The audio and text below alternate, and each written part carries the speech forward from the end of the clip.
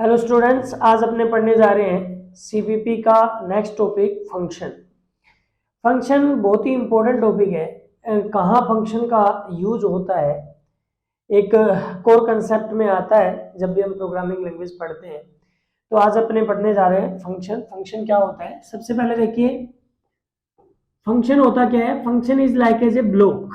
Function एक block की तरह होता है, इसलिए इसकी डेफिनेशन में क्या लिखा जाता है, function is like as a block, like as a block in which store multiple statement, in which store multiple statement.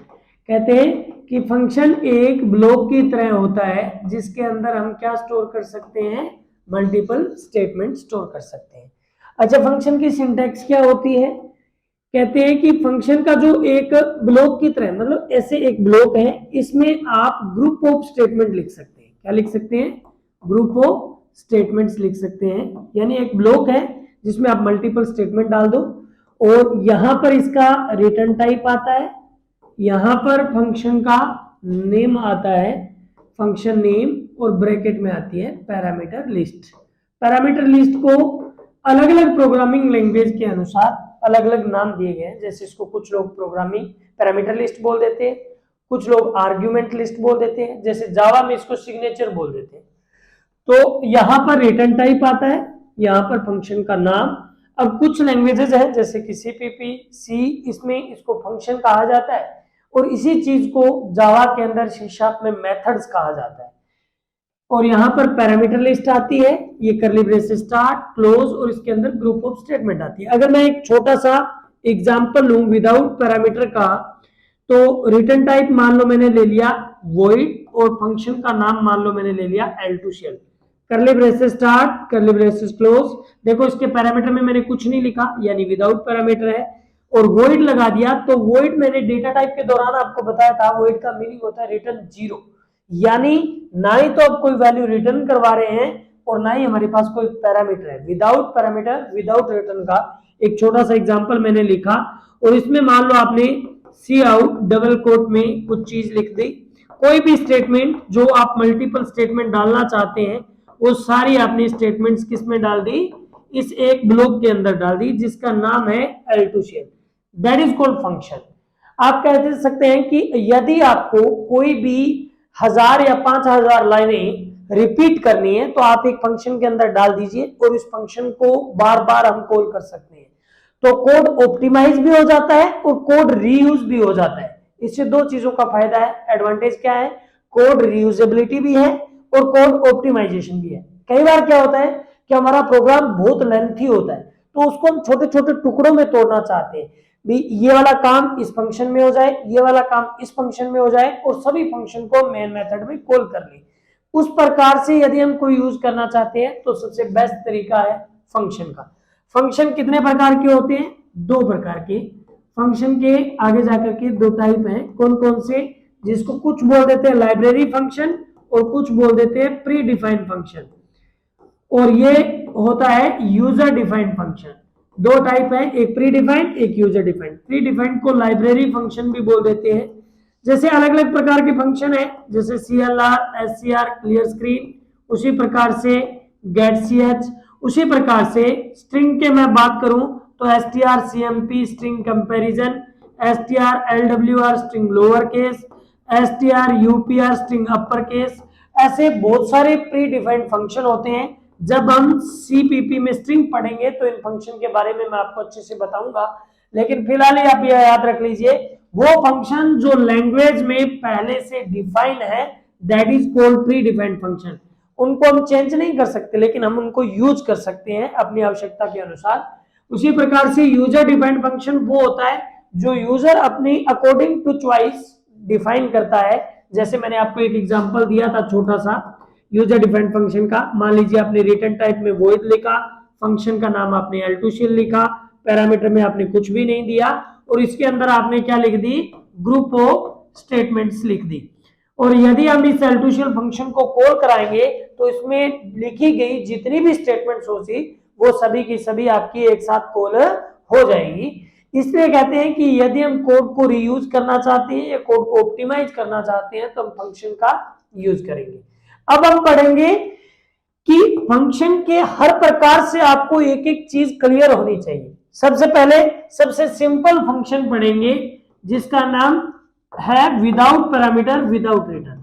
सबसे पहले हम पढ़ेंगे विदाउट पैरामीटर और विदाउट रिटर्न कि आपने ना ही तो कोई पैरामीटर देना है और ना ही कोई रिटर्न वैल्यू करवानी है। और ऐसे में सिंपल एग्जांपल आप फंक्शन का कैसे बना सकते हैं, देखिए।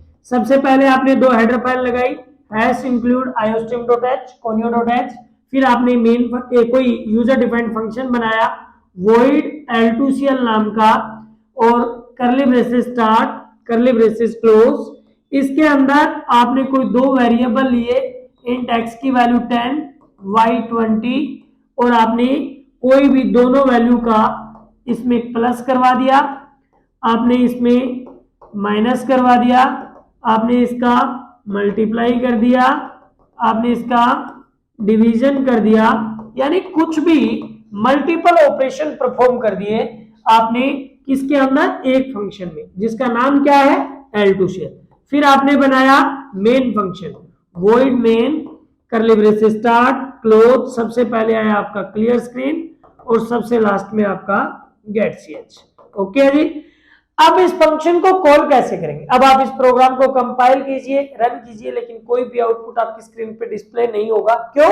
क्योंकि हमारा प्रोग्राम हमेशा कहां से चलता है, मेन फंक्शन से।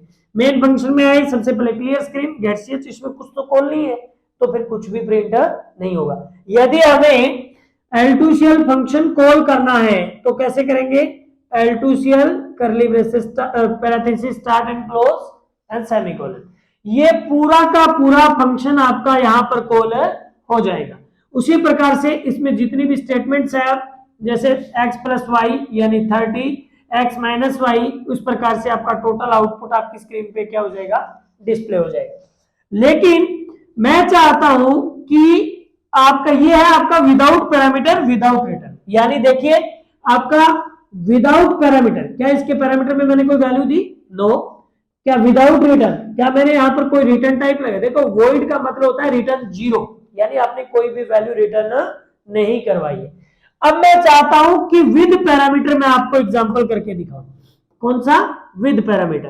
पैरामीटर से जो वैल्यू मैंने यहां पर दी है मैं यहां से एक बार के लिए रिमूव कर देता हूं और मैं चाहता हूं कि मैं आपका L2cl फंक्शन के अंदर वैल्यू भेजूं 10 और 2, यानी 10 और 2। यहां से जो वैल्यू आप पास कर रहे हैं पैरामीटर में वो किस प्रकार की है, इंटीजर। तो ऑब्वियस सी बात है आपके जो पैरामीटर में वेरिएबल होंगे वो भी इंटीजर टाइप के होंगे। एक बात यहां अच्छे से समझ लीजिए, जहां से वैल्यू हम भेज रहे हैं, जहां से वैल्यू सेंड कर रहे हैं उसको हम बोलते हैं एक्चुअल पैरामीटर।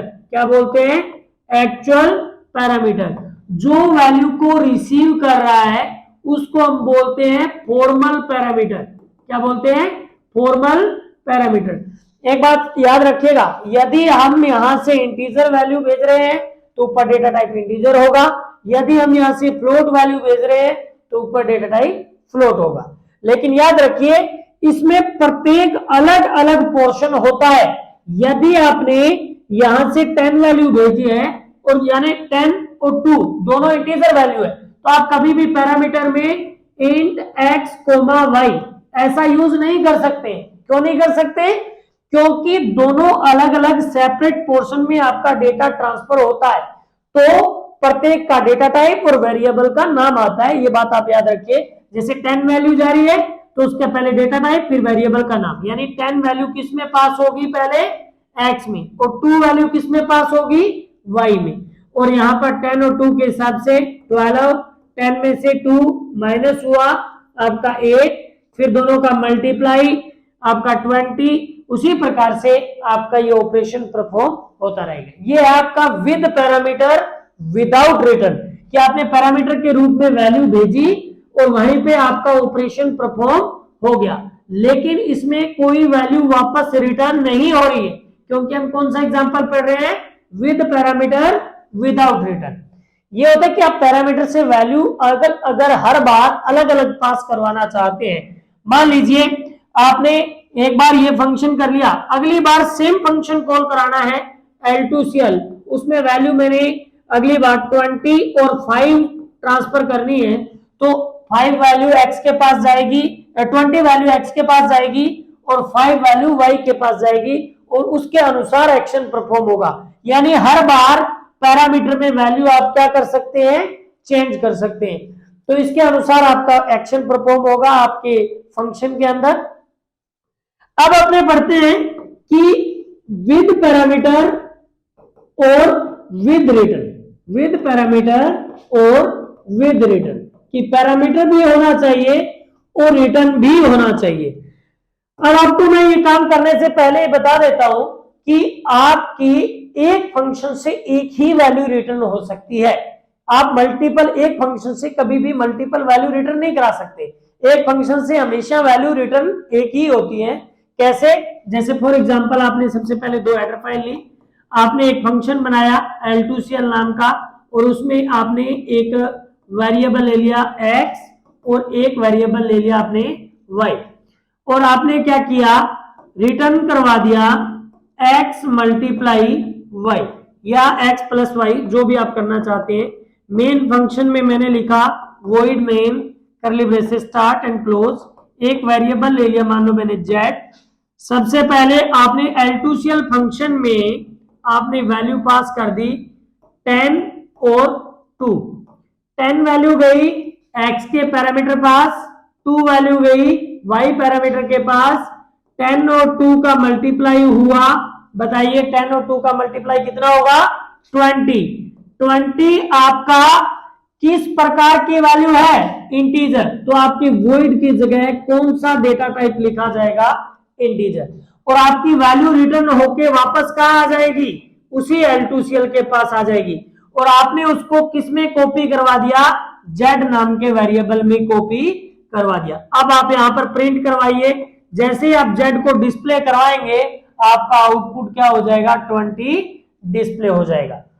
इसमें एक चीज आप और देखिए कि अगर आपने यहां पर वैल्यू किसी भी प्रकार से जो यहां से ट्रांसफर करते हैं उसी प्रकार का पैरामीटर होना चाहिए। तो मैं आपको एक छोटा सा एग्जांपल और देता हूं। मान लीजिए आपने एक फंक्शन बनाया void L2CL नाम से, उसमें आपने एक वेरिएबल ले लिया इंटीजर और एक वेरिएबल ले लिया फ्लोट, और मैंने क्या किया, दोनों का प्लस करके और वापस रिटर्न करवा दिया।